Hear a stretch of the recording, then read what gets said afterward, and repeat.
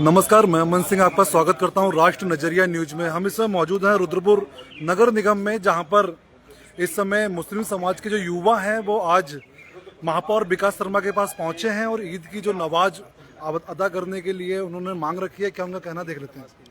महापौर जी से मिले थे और हमने उनको पूरी स्थिति बताई है। जैसा कि वो हमसे ये कह रहे थे कि उनको किसी ने सुझाव दिया है कि वो शिफ्टों में भी नमाज हो सकती है, 1 बार 2 बार 3 बार में। हमने उनको बताया है कि जो जामा मस्जिद के इमाम हैं एक्चुअली वही लीड करते हैं ईद की नमाज़ को, तो एक ही बार में नमाज़ होती है 1 टाइम में। उसके बाद अगर लोग बच जाते हैं, पहली बात तो टाइम फिक्सिंग होती है, अगर उस वक्त तक लोग वहाँ नहीं पहुँच सके, जो बच गए, तो उनके लिए ये ऑप्शन होता है बाद में कि वो मस्जिदों में पढ़ लेंगे, अपने अपने मोहल्लों में या फिर खेड़ में भी जो मस्जिद है उसमें पढ़ लेंगे।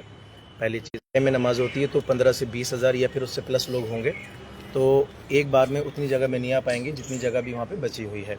तो हमने पहले तो उनसे महापौर जी से यही रिक्वेस्ट की है कि वो उस जगह को खोलें ताकि सारे लोग वहाँ पर एक बार में नमाज़ पढ़ सकें और इस तरीके से ईद का ये जो फरीज़ा है ये अदा हो जाए।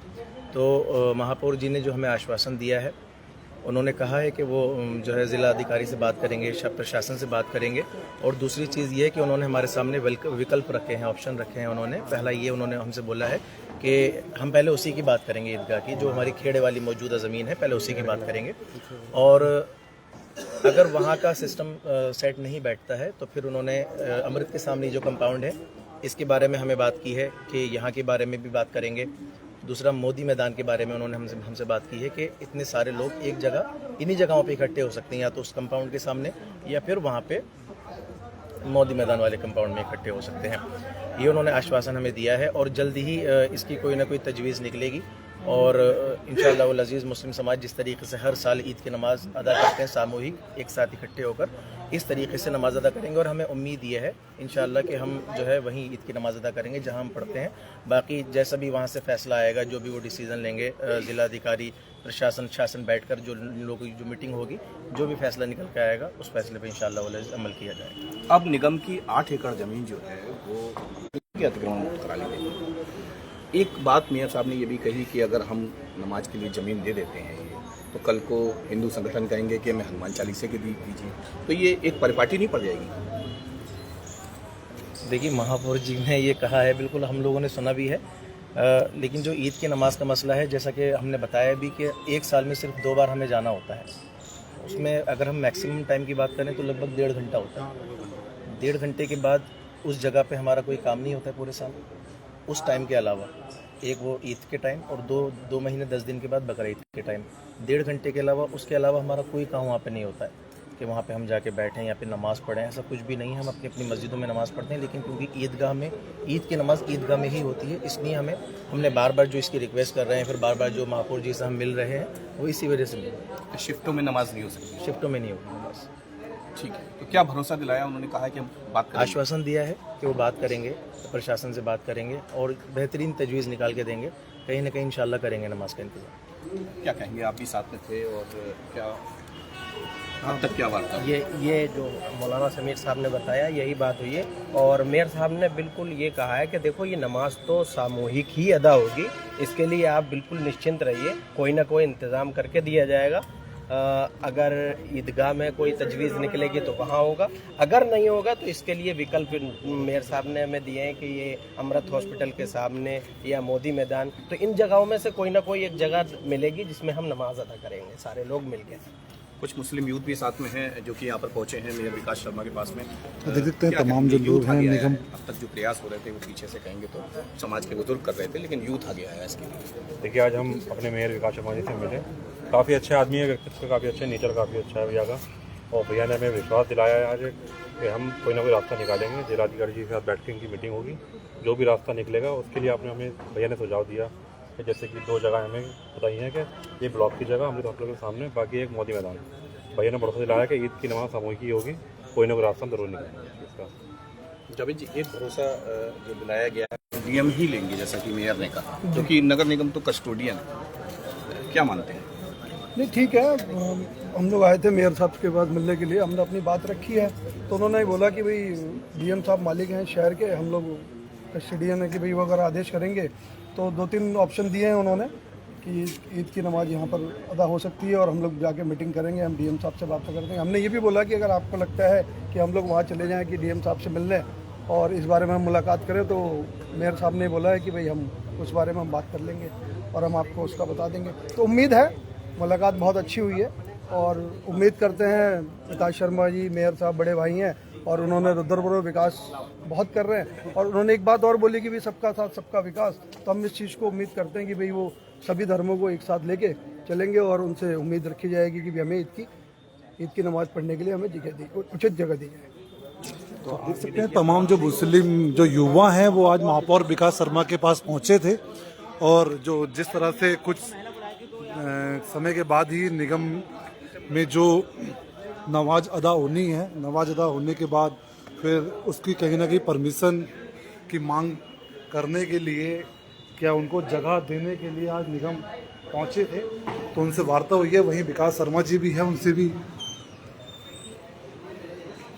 विकास शर्मा जी हैं, उनसे वार्ता कर लेते हैं क्या उनका कहना है।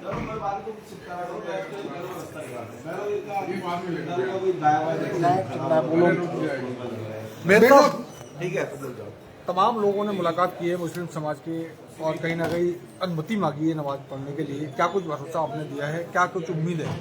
देखिए कि हमने जिस जमीन पे ये लोग पहले मांग कर रहे थे नमाज पढ़ने के लिए, तो वो जमीन सरकार के ऑर्डर पर, माननीय न्यायालय के आदेश पर नगर निगम ने उस जमीन को अपने कब्जे में लिया। तो हम पहले भी मना कर चुके हैं कि उस जमीन पर तो नमाज पढ़ पाना संभव नहीं है, क्योंकि माननीय न्यायालय ने खाली कराई है। अब चूंकि ये लोग चाहते हैं कि हमें नमाज पढ़ने के लिए, आज इन्होंने मुझे एक पत्र दिया है, ये पत्र आपके सामने है, और इन लोगों का ये कहना है कि हमें कोई ना कोई ऐसी जगह दी जाए जहां हम कम से कम अपनी नमाज पढ़ लें। तो अब इनका पत्र आया है, अब देखते हैं, प्रशासन से बात करते हैं कि कहाँ इनके लिए ऐसी व्यवस्था हो सकती है। तो अगर कहीं कोई जगह होगी तो नगर निगम पूरा सहयोग करेगा। नगर निगम किसी की पूजा को या किसी की इबादत को रोकने के लिए नहीं है। हम सर्वे भवन्तु सुखना की बात करते हैं, हम सबके धर्म का सम्मान भी करते हैं। इसलिए जो पार्टिकुलर जगह है जो हमने खाली कराई है, वहाँ पे तो नमाज नहीं पढ़ने देंगे, और उसके अलावा कोई जगह बनती है तो हम प्रशासन से बात करके अगर कोई रास्ता निकलेगा तो जरूर इनकी मदद करेंगे। जैसे मोदी मैदान की बात चल रही है, इधर अमृत अस्पताल के सामने की बात चल रही है। मोदी मैदान में अगर किसी ने विरोध किया, वहाँ नमाज अब तक हुई नहीं है, इतने सारे संख्या में, बड़ी संख्या में लोग इकट्ठा होंगे। देखिए इसमें कई चीजें हैं। माननीय न्यायालय के भी कुछ आदेश है कि आप किसी नई जगह पर इस प्रकार से कोई भी जहाँ नमाज नहीं पढ़ी गई है वहाँ नहीं पढ़ सकते हैं। तो कई पहलू है, खाली लोगों को ऐसा लगता है कि हाँ आप ये कदम उठा रहे हैं, तो हम जिस कुर्सी पर बैठे हैं हमें संवैधानिक मर्यादा को भी रखना है, और हम खाली मंदिर या मस्जिद को ही विरोधी नहीं है। आपने देखा, अगर हमने एक ईदगाह से जमीन खाली कराई है तो हमने इसके साथ साथ 2 मंदिरों से भी जगह खाली कराई है। उसमें हमारा अपना ही नीलकंठ धाम था, हमारा एक और मंदिर है यहाँ जो किच्छा रोड पे था, हमने वहाँ भी जमीनें खाली कराई गई। क्योंकि कुछ लोग हैं जिनको हमेशा राजनीति दिखती है, मैं कहूँगा कांग्रेस के हमारे जो भाई हैं जिनको हमेशा राजनीतिक रूप से सारी चीज़ें नजर आती हैं, तो हर चीज़ में राजनीति ढूंढ रहे हैं। और जब तक उनकी सरकारें थी, जब तक वो खुद सत्ता में थे, तो उन्होंने वोट बैंक की तरह इन्हें इस्तेमाल किया और फेंकने का काम किया है। और हम लोग आज भी, चाहे इनकी ईदगाह है, चाहे वो इनका वहाँ पर कब्रिस्तान है, चाहे वो इनका स्कूल है, हमने सारी जगह इनकी एजेंट पूरी इनको दे रखी है। और इनके जो भी इनका धर्म है जिसका ये पालन करते हैं, जो इनके नियम है उसके अनुसार ही अपना काम करेंगे। अब इसमें प्रशासन तय करेगा, क्योंकि जितने लोग वहाँ आ सकते हैं उतने वहाँ पढ़ पाएंगे नमाज, जो इनके पास जगह बची हुई है। और बाकी लोगों के लिए क्या रास्ता हो सकता है, माननीय जिलाधिकारी जी से भी वार्ता करेंगे और फिर देखते हैं। क्योंकि जो हमने जगह खाली कराई है वहाँ नमाज नहीं पढ़ पाएंगे, तो क्योंकि वहाँ पे मुश्किल है, और वो जगह माननीय न्यायालय के आदेशानुसार हमने कब्जा किया है, तो वहाँ तो अब नमाज नहीं हो पाएगी। आगे क्या होगा ये अभी तय करेंगे। तो एक तरह से धर्म संकट की स्थिति भी पैदा हो रही है। ऐसा हमने कह दिया कि ईदगाह जहाँ पहले था जो खाली करा दिया, वहाँ नमाज नहीं हो सकती है, और नई जगह पर हमने ईदगाह खाली नहीं कराया है। हमने फिर कहना चाहता हूँ नरेंद्र भाई हमने ईदगाह की एक ईंट नहीं छुई है। ये जनता को गुमराह कर रहे हैं, आप जाके मीडिया लेके जाइए। हमने उस सरकारी संपत्ति को खाली कराया जिसपे इन्होंने अवैध अतिक्रमण कर रखा था। ईदगाह की दीवार वही लगी है, ईदगाह का फर्श इनका वैसे ही डला हुआ है, इनकी मस्जिद वही बनी हुई है, इनका मदरसा वही बना हुआ है। हमने छेड़ा ही नहीं का स्ट्रक्चर कोई। यही तो झूठी राजनीति करते हैं ये लोग कि ईदगाह की जमीन ले ली, ईदगाह में ऐसा कर दिया। वो तो हमने छुआ तक नहीं है अभी तो 1 एकड़ जमीन हमारी एक्स्ट्रा इनके पास है, और वो भी हमने छोड़ दी इस चक्कर में कि इनका पूजा पाठ, इनका जो नियम है वो चलता रहे। अब बाकी लोगों को मैं समझता हूँ कि मैंने एक सुझाव दिया था कि या तो शिफ्ट वाइज नमाज पढ़ ली जाए, और शिफ्ट वाइज नहीं पढ़ सकते हैं तो सब लोग अपनी अपनी मस्जिद में जाके नमाज पढ़ सकते हैं। मस्जिद है और इनके मदरसे भी हैं, वहाँ भी पढ़ सकते हैं। नमाज तो कहीं भी पढ़ी जा सकती है। अब बाकी क्या होता है देखते हैं।